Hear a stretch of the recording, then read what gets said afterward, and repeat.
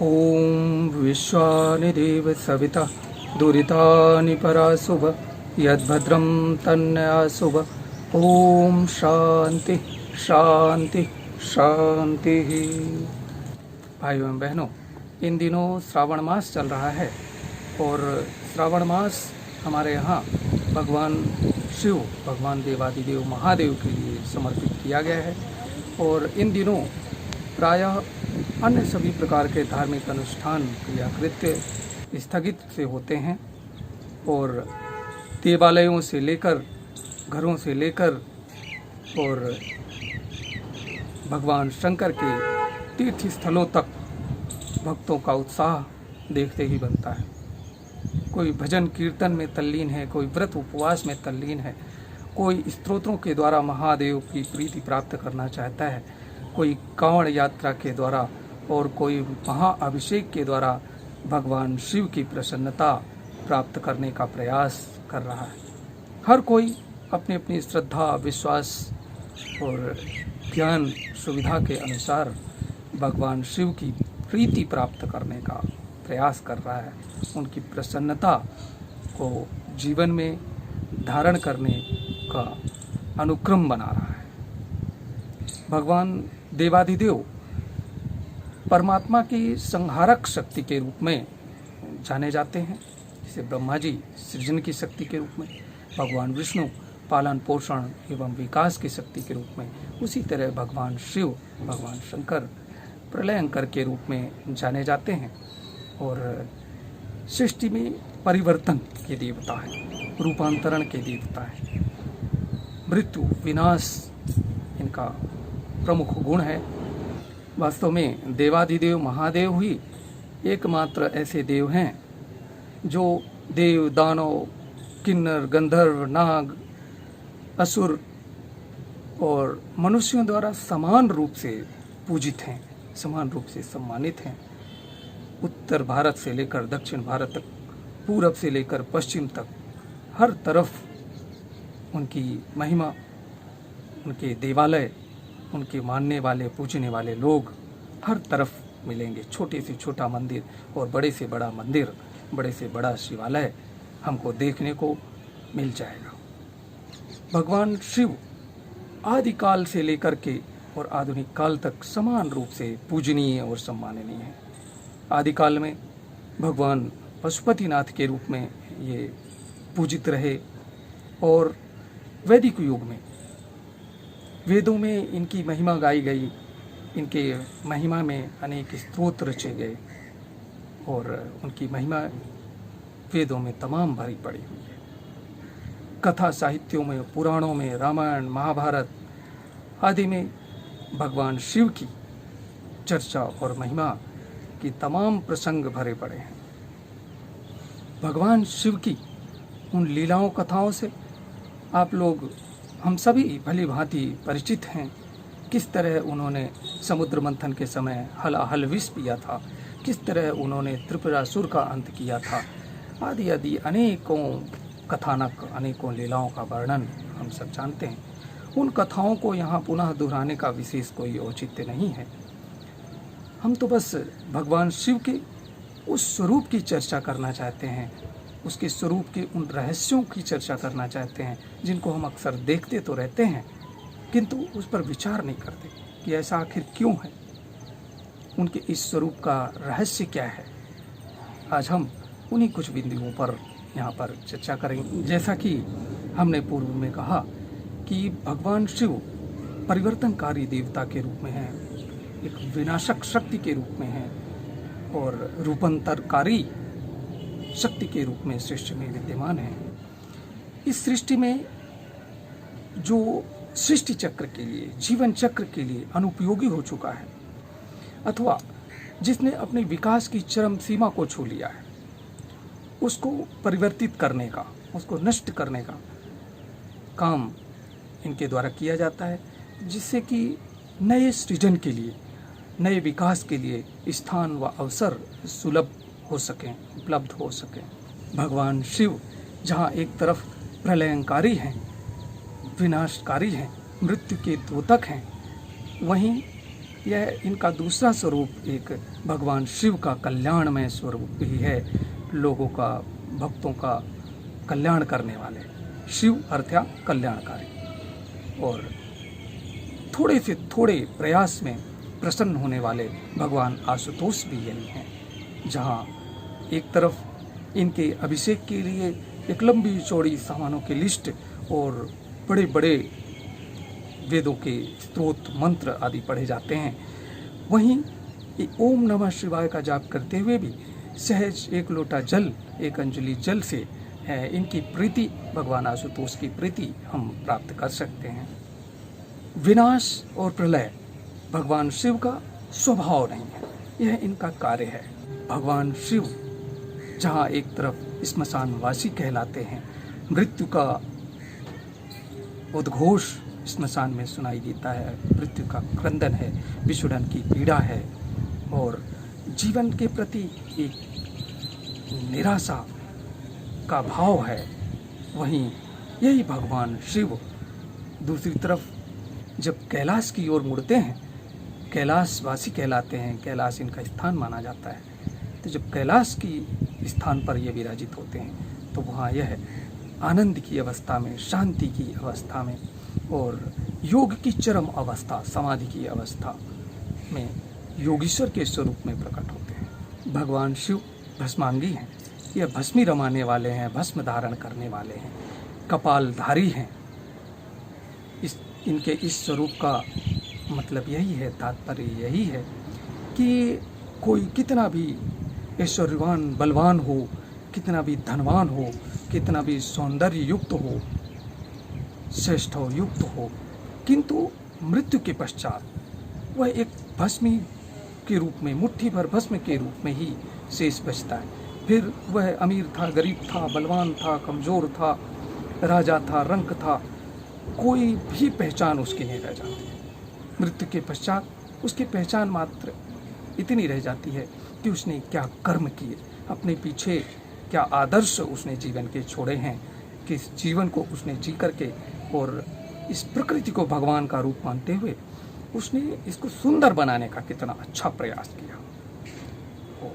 भस्म रमा करके यह संदेश भगवान शिव देते हैं कि मृत्यु को हमेशा याद रखा जाए, और जब मृत्यु को हम याद रखते हैं, ऐसा कोई काम उससे बन ही नहीं पड़ेगा जिसकी कोई उपयोगिता नहीं है। उदाहरण के लिए मान लें कि हमें किसी यात्रा पर जाना है और बहुत ही दुर्गम यात्रा है, तो हम क्या करेंगे?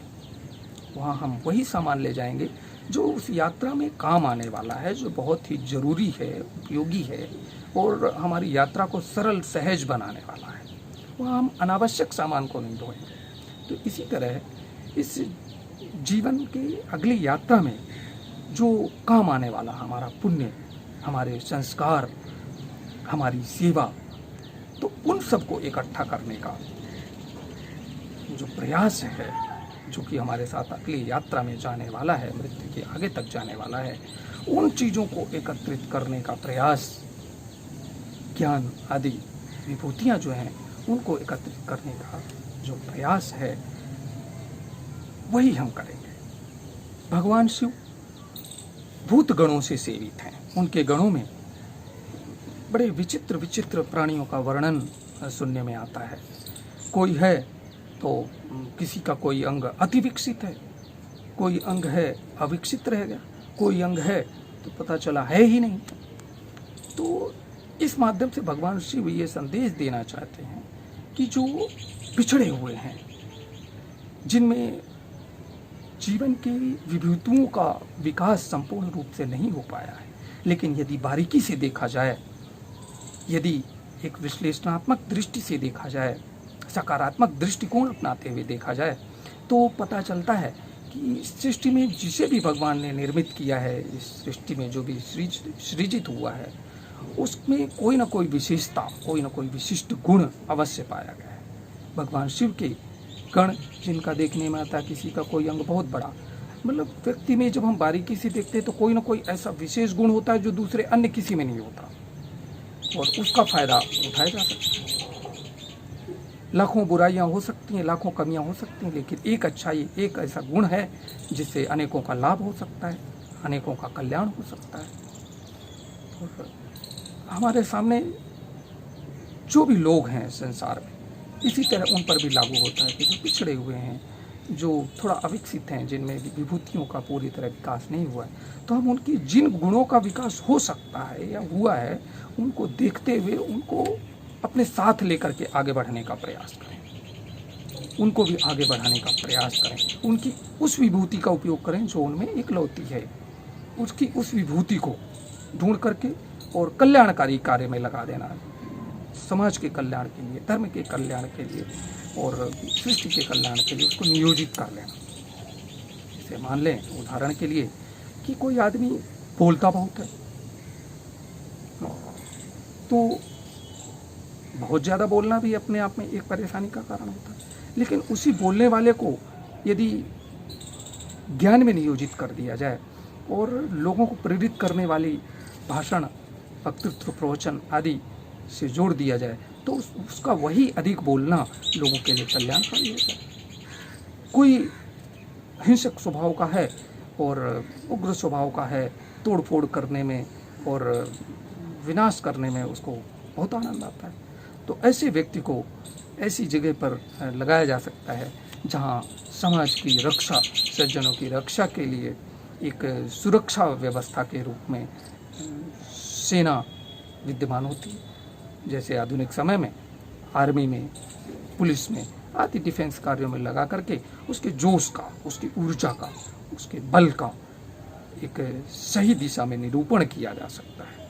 यही शिव से लगाना है, यही शिवत्व की ओर प्रेरित करने का कार्य है। भगवान शिव के गले में सर्पों की माला, नागहार होता है और यह नागहार के द्वारा यह संदेश देने का प्रयास किया गया है कि जन्म लेते ही मृत्यु का फंदा हमारे गले में पड़ जाता है, अर्थात जन्म लिया और मृत्यु निर्धारित हो जाती है कि आपको मरना ही है, और यह सृष्टि का एक अचल सत्य है, कटु सत्य है। किंतु लोग इस मृत्यु को भूल करके और दुनिया के उन तमाम कामों में लग जाते हैं, उन निसार चीज़ों को इकट्ठा करने में लग जाते हैं जिनका जीवन में कोई उपयोग नहीं। एक दूसरे को सताना, एक दूसरे की चीज़ों को, एक दूसरे के हक को, एक दूसरे के अधिकारों का हनन करते हुए ऊंचाई पर चढ़ना, ऊंचे शिखर को छूने का प्रयास करते हैं। यदि हम ये जान लें कि मृत्यु हमारे सामने है, तो यह स्मरण रखने के पश्चात गलत कामों की ओर वृत्ति ही नहीं होगी, फिर तो मात्र उन कार्यों की ओर ही वृत्ति होगी जिनसे हमें लगेगा कि यह जीवन के लिए आगे आने वाले मृत्यु के बाद भी हमारे साथ जाने वाले हैं। समय बड़ा बलवान होता है, समय को कोई रोक नहीं सकता, किंतु समय को मृत्यु सामने जान करके समय को व्यवस्थित किया जा सकता है, उसका प्रबंधन किया जा सकता है और जीवन के उपयोग में, समाज के, धर्म के उत्थान में उसको नियोजित करके, प्रबंधित करके अपने जीवन का सार्थक उपयोग किया जा सकता है। संहारक शिव में एक प्रलयंकारी शक्ति का ताप है, एक ऊर्जा है, और ऊर्जादायक वस्तु को, थोरियम, यूरेनियम को कैसे रखा जाता है आप जानते हैं। गंगा तापहारिणी है, शीतलता युक्त है, यह बर्फीले हिमालय से निकलती है। संहारक शक्ति को धारण करने वाले को अपना दिमाग शांत रखना चाहिए, शीतल रखना चाहिए, विवेक युक्त रखना चाहिए, ज्ञान के शांति में रखना चाहिए। जैसे एक संहारक अस्त्र धारण करने वाला सैनिक, यदि उसके मस्तिष्क में गर्मी चढ़ जाए, पागलपन छा जाए, तो वह उन्मत्त हो जाएगा और जाने कितने लोगों का विध्वंस कर डालेगा, उसमें विवेक नहीं रहेगा। दूसरी तरफ गंगाधर के स्वरूप में एक और विचार आता है कि भगवान शिव ने गंगा को मस्तक पर धारण किया है, तो ज्ञान रूपी जो गंगा है, ज्ञान जो मस्तिष्क में भरा हुआ है, उसे निरंतर गंगा की तरह प्रवाहित होते रहना चाहिए। यदि ज्ञान रुक गया, वह आगे की पीढ़ी तक नहीं बढ़ा, आगे लोगों को प्रवाहित नहीं किया गया, तो उसमें भी जैसे जल में रुके हुए जल में सड़ांध पैदा हो जाती है, उसमें उसकी शुद्धता नष्ट हो जाती है। उसकी शुद्धता बनाए रखने के लिए उसके प्रवाहित होना जरूरी होता है।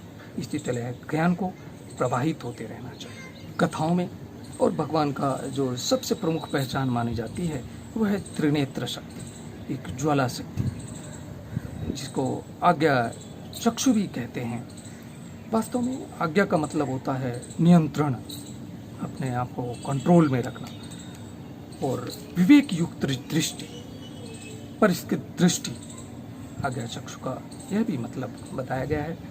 तो भगवान शिव प्रलयंकारी शक्ति तो उनके पास है ही, लेकिन एक विवेकपूर्ण दृष्टि है, विश्लेषण करने की दृष्टि है, अपने आप को नियंत्रित करने की दृष्टि है। कहाँ किन चीज़ों का हमें विनाश करना है, किन चीज़ों को बचाए रखना है, किन चीज़ों को विकास के लिए मार्ग देना है, ये भगवान शिव भली भांति समझते हैं। हमारी दृष्टि यदि किसी चीज़ के प्रति परिष्कृत नहीं हुई, हमारा दृष्टिकोण यदि सकारात्मक नहीं हुआ, तो वह उन चीज़ों में, उन व्यक्तियों में, उन स्थानों में शिवत्व को, कल्याणकारी उसके तत्व को ढूंढ नहीं पाएगा।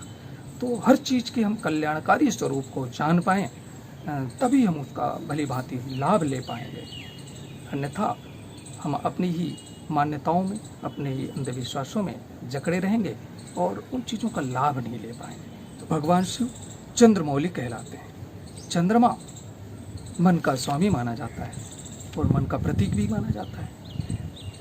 जिस तरह से चंद्रमा दिन प्रतिदिन अपना स्वरूप बदलता रहता है, घटता बढ़ता रहता है, इसी तरह हमारा मन कभी स्थिर नहीं रहता, वह निरंतर गतिमान रहता है, कभी यहाँ कभी वहाँ, कभी प्रसन्न है कभी दुखी है। तो इसी तरह हमारा मन प्रवाहित होना चाहता है, किसी एक रस में रहना नहीं चाहता। भगवान शिव हमें यह इस माध्यम से, उनके स्वरूप के माध्यम से, उन्होंने इसको अपने मस्तिष्क में धारण किया। चंद्रमा का संबंध, मन का संबंध हम प्रायः हृदय से लेते हैं, भावों से लेते हैं, जबकि इसको विवेकशील मस्तिष्क में धारण करना चाहिए, मस्तिष्क से जोड़ने का प्रयास करना चाहिए। मन को विवेक युक्त ज्ञान से जोड़ देने पर यह ज़्यादा विचलित नहीं होता है। भगवान शिव के प्रमुख गणों में नंदी, भृंगी, श्रृंगी आदि महत्वपूर्ण हैं। वीरभद्र भी उनके गणों में प्रमुख माने जाते हैं। वीरभद्र का क्या मतलब? वीरभद्र का मतलब यह है कि वीरता तो हमें होनी चाहिए, साहस हमें होना चाहिए, पराक्रम होना चाहिए, लेकिन उसके साथ में भद्रता भी जुड़ी होनी चाहिए। भद्रता यदि नहीं है तो वह वीरता हमें क्रूर बनाएगी, हमें विध्वंसक बनाएगी, हमें विनाशकारी बनाएगी, हमें अवनति की ओर ले जाएगी। और जब भद्रता उसके साथ जुड़ जाएगी तो वही वीरता हमें राम के मार्ग पर ले जाएगी, हमें कृष्ण के मार्ग पर ले जाएगी, हमें कल्याणकारी बुद्ध के मार्ग पर ले जाएगी। नंदी भगवान शिव की सवारी माने जाते हैं। भगवान शिव उन्हीं पर सवार होकर के जाते हैं। बैल जो होता है बहुत ही सीधा सादा मेहनतकश प्राणी है और सामान्य सात्विक आहार को ग्रहण करने वाला है। हमारा जीवन भी, एक शिव भक्त को भी अपना जीवन सहज सरल होना चाहिए। जैसे भोलेनाथ भोले भंडारी हैं, वैसे ही हमारा जीवन जब सरल हो जाता है, सहज हो जाता है, द्वेषों से मुक्त हो जाता है, चालबाजियों से हम दूर हो जाते हैं और एक सहज भाव से भगवान को समर्पित हो जाते हैं, तो भगवान शिव हमारे ऊपर सवारी करते हैं, हमारे ऊपर बैठ जाते हैं। उन्हें छल छद्म करने वाले भक्त पसंद नहीं होते। भगवान शिव का एक प्रमुख स्वरूप है नीलकंठेश्वर महादेव। कहा जाता है कि जब समुद्र मंथन हुआ तो उससे अनेक तरह के रत्न निकले, अमृत आदि से लेकर के, और अनेकों शुभ रत्न निकले। शुभ रत्नों को देवों और दैत्यों ने तो बांट लिया, किंतु हलाहल जब सबसे पहले निकला था विष, तो उसको धारण करने का, उसको ग्रहण करने का किसी में साहस नहीं हुआ। तब देवादिदेव महादेव ने उस विष को अपने गले में धारण किया, उसका पान किया और सबको उस महाविनाश से, विष के प्रभावों से बचा लिया। एक व्यवहारिक दृष्टि से यदि देखा जाए तो भगवान शिव ने उसको गले में धारण किया, जिसके कारण उनका कंठ नीला पड़ गया। हमारे जीवन में भी अनेक तरह के विषों का पान करना पड़ता है, अनेक कार्य हमें मान अपमान के रूप में सहने पड़ते हैं, तिरस्कार कई बार सहना पड़ता है, कई बार गलतियां न होते हुए भी हमें अपमान के शब्द सुनने पड़ते हैं। तो उन भावों को बहुत सारे लोग हमें एक दूसरे की बुराइयां करते हुए मिल जाते हैं हमारे कानों। तो ऐसी चीज़ों को हम गले से नीचे न उतरने दें, मतलब आत्मसात ना करें, अपने अंदर उसको पचाएं नहीं, अपने रक्त में, पेट में उसको घोलने न दें, उसे गले तक ही रखें। आपने सुन लिया, ठीक है, और मुंह से बाहर भी नहीं निकालना, क्योंकि यदि मुंह से बाहर विष को निकालेंगे, जहर को निकालेंगे, घृणा द्वेष की भावों विचारों को आप पुनः फैलाएंगे, तो वह अकल्याणकारी होंगे, वह विनाश फैलाएंगे। तो यदि किसी ने आपको किसी की बुराई करी है, किसी ने किसी के बारे में अपशब्द कहे हैं, किसी ने अनुचित वचन कहे हैं, तो उन वचनों को सुन करके अपने कंठ में ही धारण कर